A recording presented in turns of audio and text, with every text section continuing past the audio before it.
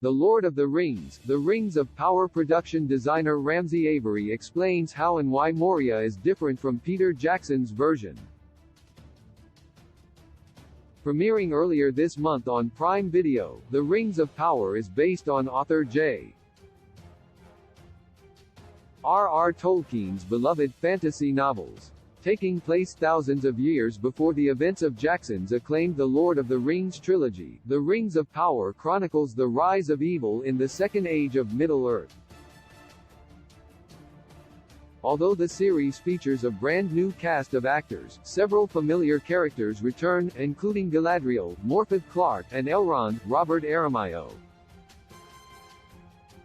In addition to returning characters, The Rings of Power also features the return of Khazad-dûm, also known as Moria. The expansive underground kingdom is first seen in The Lord of the Rings, The Fellowship of the Ring, when Frodo, Elijah Wood, and the rest of the Fellowship elect to travel through the Misty Mountains rather than over them. Where Moria was dark, littered with corpses, and completely abandoned in the Fellowship of the Ring, the Rings of Power's version of Moria is filled with life and is seen in all its glory in Episode 2 when Elrond meets with Prince Durin IV, Owain Arthur.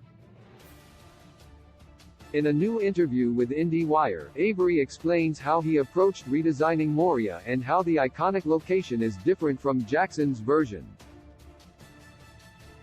The production designer started from the notion that, in the Third Age, the dwarves were said to have become more greedy and were digging too deep into the mountain. He ultimately worked backward from there, creating a Moria that still pulled from the iconic The Lord of the Rings concept art by John Howe and Alan Lee, but reflected a different dwarven mindset, with the internal structures more respectful towards the existing geography.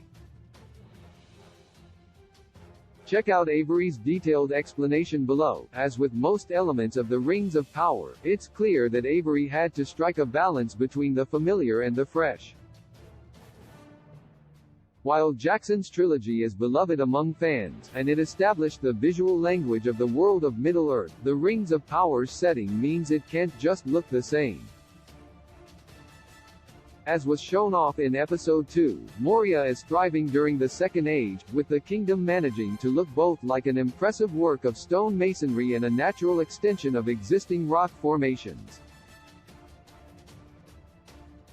The episode also teases a potential bridge to the greedy dwarf mindset that dominated the Third Age, with the reveal that Prince Durin IV and his father, the king, have something secret and glowing, hidden in a box.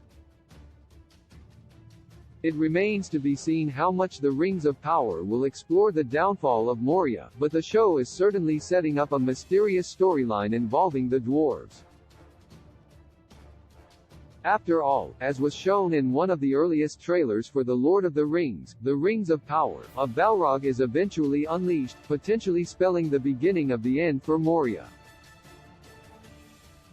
Join Amazon Prime. Watch thousands of movies, TV shows anytime. Start free trial now. Source: IndieWire.